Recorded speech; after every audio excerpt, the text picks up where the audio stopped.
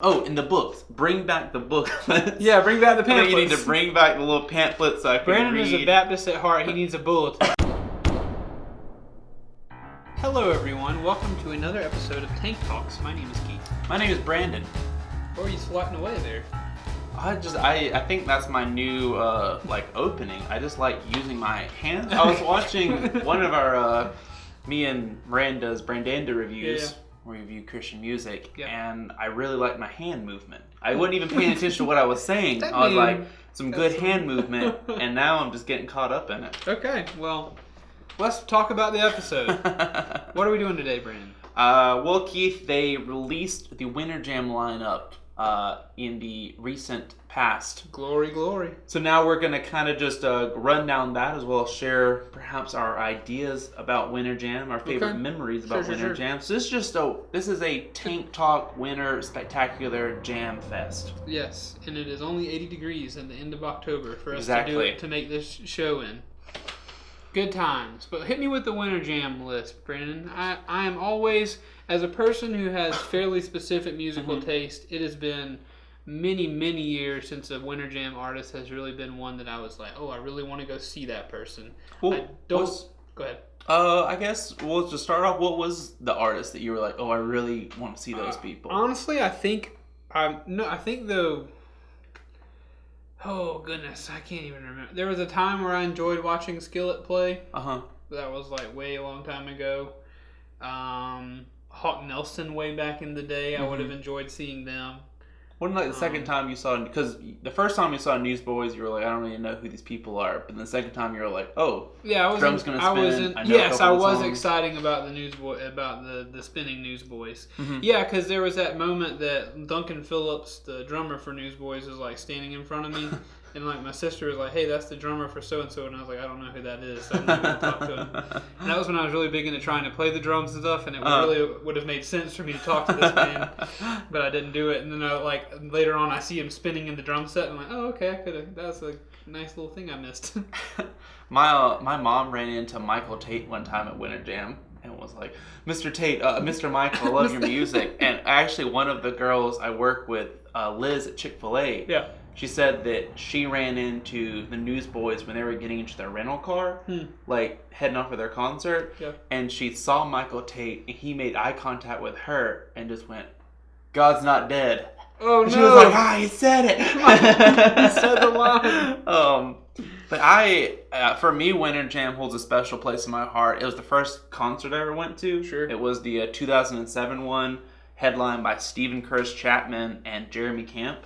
Wow. That was around the time. That was back when all the girls loved him. So he was like the cute guy, the cute Christian singer that everyone loved. Instead of now, he's just like the worship leading father. Jeremy Camp? Yeah.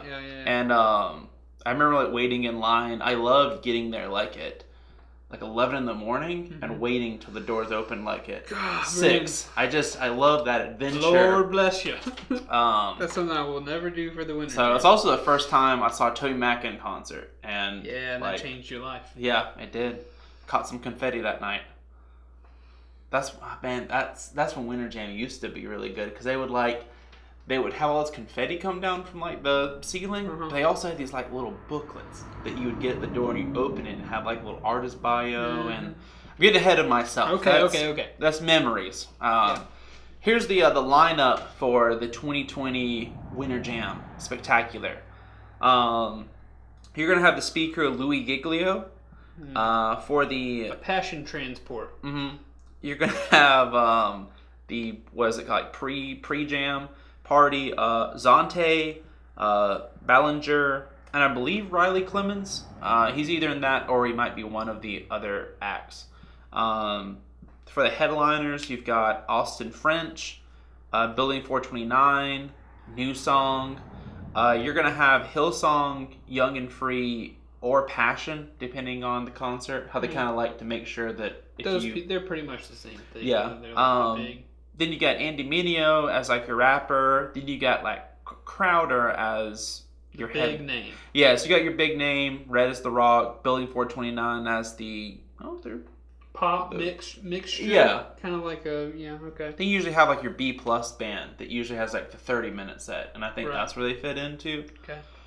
So as I read that lineup, does anyone pop out to you, or I guess to preference it, like for me being a big Christian music fan, Winter Jam fan, and for you, I guess maybe not being like the biggest like Winter Jam fan, but you are a youth pastor, so Correct. you have. I do listen to a lot of worship and Christian music, but unfortunately, my tastes have diverged from the Winter Jam. I don't like being the guy that says like, "Oh, I listen to unpopular, music." It's the glasses you wear. I don't like being that guy, but it's true. Like I just don't. The stuff that gets on the radio most of the time just doesn't do it for me.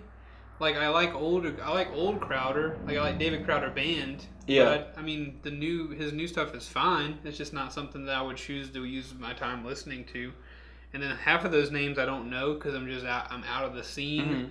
And the other half I'm not that into. Building 429 I'm not into. New song, like if I have to hear Arise My Love in the Winter Jam again, like maybe it's a good song, like I get it, but at a certain point, how many times are we going to go to the well for Arise My Love? That's the song that they do. Yeah. Right? That's the one. I feel like I'm always the negative Nancy. I'm not trying to be that person. It's just the event is not if like you said, it's not my thing. But of course, at the end of the day, if someone were to say, if you're going to Winter Jam, what are you going to enjoy? I'll enjoy listening to David Crowder.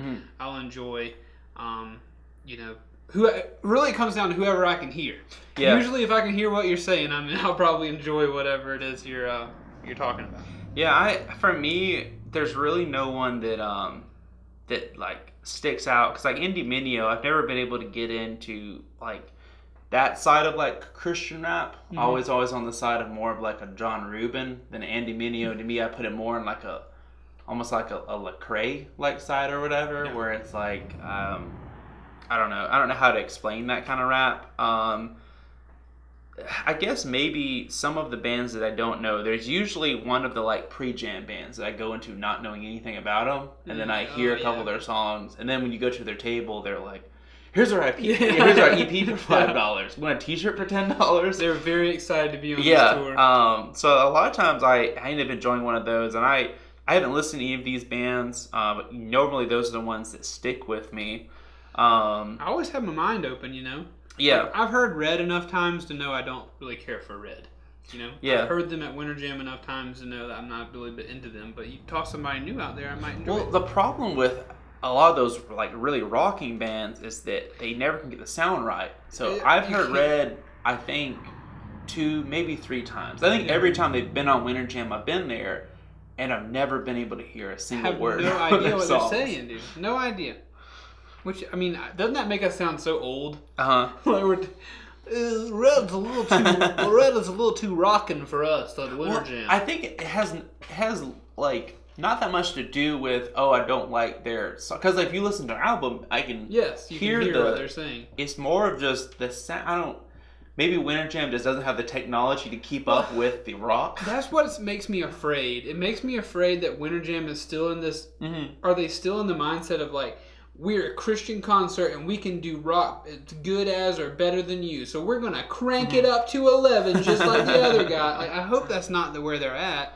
Because I think it's Christian, the Christian music genre is perfectly legitimate by this time. So if you, I guess we'll play guest manager for a second. Okay. If you came into Winter Jam, what's maybe... I don't know, what do you say, 2 or 3 changes you'd make? It could be lineup or how the show is presented, just little things. Okay. If you were filling a suggestion card out. Is my goal to make Winter Jam more successful, or for me to do with it what I want to do with it? I guess just little things that you might think, like, like for me, as someone who grew up enjoying it, like, would you bring back an artist? Would you maybe say, no, we're going to have 6 artists with longer time? Like that kind of stuff. Yeah, I think that's important. I think that's a good idea, honestly, to limit the number of artists. Because like by the time somebody gets up there, they're gone. Yeah. Honestly, there's not... Last year, whenever I took the youth to it, and, Newsboys came out at the end, it was like this crazy, like, oh, the new boys are here, like this crazy, but there was no build up to that. Like they didn't have, they came out like guns blazing, and 10 minutes were gone. It felt like, just so it was kind of a weird setup. It'd be nice to give like 6 artists more time to do that. Even a band like that, the way you don't have to just go. You can sit there and say you've got an hour, so you can play your songs, you can do your talking. Right. I really don't. There's a lot of stuff I would change to make it what I feel to be more, God, Jesus focused. I would take away the big screens with close-ups on the artists. That's something that gets me a little bit salty. Is last year, what's that guy who sings really, really good? He's like one of the just technically best singers. He was wearing a silver jacket last year. I forget Matthew West? No, not Matthew West. I can't remember what his name was. But essentially he came out and he was like, all right, guys, we're going to slow it down. And during this song, I want you to close your eyes and I want you to think of Jesus. And then as soon as he says that and strums a guitar, a giant close-up of his face is on a 1,000-inch plasma screen TV. Like, that put a bad taste in my mouth. I would kind of limit that, I think. I would hopefully try to somehow push the focus upward a little bit. The price is great. $10 at the door is not a problem. I would change the artist up personally. I think, like I said, I think Christian music has gotten to the point where, as a genre, it's legitimized to the point where we don't have to say, I'm a Christian band. I'm as good as a regular band anymore. Like, no, you're a musician that sings about your love for God. And I think it's legitimized now, and you can just be you. You don't have to fight against another genre. Somewhere Miranda's just sitting there going, "Preach it, Keith." Yeah. So that's my point. That's my whole thing is I would just choose artists that didn't seem like they were going for, trying to conquer a genre. I'm going to agree with you with, I think that less is more, because growing up, I remember you had your headliners had what seemed like an hour and 15 minutes, wanting to say. And then you had like your kind of like B-list bands, they still had like 30 minutes to do all their stuff. So you can still crank out a good amount. Yeah. And even the pre-jam, I think they had 15 minutes. Whereas now it seems like they sing 2 songs and they're off. To me, I don't know. I want to say that you need to have Toby Mac every year as a headliner, but I know you can't do that. I do like how they try to represent every genre there, but I think they're almost falling into a hole of you're having every genre represented, but it's the artists who are in K-Love versus it used to be like your young punk band was Hawk Nelson. Then like you had Toby Mac to kind of be like your headliner. You had Brandon Heath there to kind of be the like, hey, I'm gonna be a storyteller type person. Whereas now it just seems like, all right, you're gonna have everyone who is like your pop punk is K-Love, and that's not like K-Love is never gonna be pop punk. Sure. It's always gonna be radio friendly. But yeah. Oh, there was some. Oh, in the books. Bring back the booklets. Yeah, bring back the pamphlets. You need to bring back the little pamphlets so I can Brandon read. is a Baptist at heart. He needs a bulletin. I do. I need a bulletin. And what was funny is when you were talking about the screens, it took me a second to understand, to visualize what you were saying. Yeah. Because it's been so long since I've been to a stadium concert. Yeah. Like I love an intimate show, and man, me too. I wish you could do that with this, but I guess you can't. I do know some of the bands, I don't know if anyone does it now, but growing up, some of the bands would go out, like Jamie Grace, and she'd play a little concert out there with the fans. And I love that because now you're getting to be around people. Now you get people that can shout and say, oh, like, I love you, Jamie, or whatever. Whereas when you're on the stage, the guy like in the nosebleeds can't sit there and say, hey, I'm a fan of yours. Yeah, Lizzie and I went to see Drew Holcomb and the Neighbors in the Charleston Music Hall. It's so tight. There's not a screen. Like the only way you're going to see the band is to look at them. Yeah. And like we paid for regular tickets, so we were 3 rows away. Like we could, he could spit on us if he wanted to, which was just cool. Yeah. So I agree with you there. There's no way to make Winter Jam more intimate at this point. What if we took Winter Jam? Now this is crazy, Winter Jam. This is wild. But what if we took Winter Jam and we made it an all-day event. Mm-hmm. There's 15 bands, more bands. Yeah. And they're all playing in different, like, set them up in places where they have a bunch of different rooms, the auditoriums, like, do even, like, wow. like rent out a place at USC, like the Business Center or something. Yeah.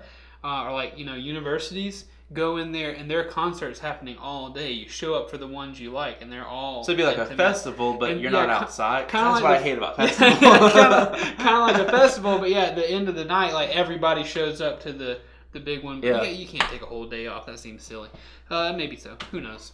Thanks for being I've sat outside since 10 in the morning, so... Brent, I will never do that. Ever. I'm proud of you. And that favorite Winter Jam memory is that day that you waited all day, and then we all of us in the youth group showed up and, jumped to the front of the line with you. That was a lot of fun. I don't have a single great Winter Jam memory from within the concert. Yeah. But thanks, Winter Jam. What else you got, Brandon? I think that's it. Now it's just leaving it up to you guys at home to let us know what your favorite Winter Jam idea is. Mm-hmm. Do you love Winter Jam? Do you hate Winter Jam? Yeah, at this point, I mean, we're just saying stuff. Now I'm just saying stuff to rile you up. Who knows what I really believe? I just want to get you all bent. If you don't start commenting, he's going to start attacking everyone. Yeah, we're going to Newsboys episode. I'm coming for all of you. You're all wrong, baby. Let me tell you why. But yeah, thanks for watching. Hope you enjoyed it. Please be sure to like, comment, subscribe. Share us with your friends. If you like hanging out with us on a weekly basis, let us know that. And if we would love to get to a point where we could hang out with you on a daily basis. We'll see, maybe one day, but not anytime soon. So thank you so much for watching. Hope you enjoyed it. Please be sure to do those things. And remember, we love you very much.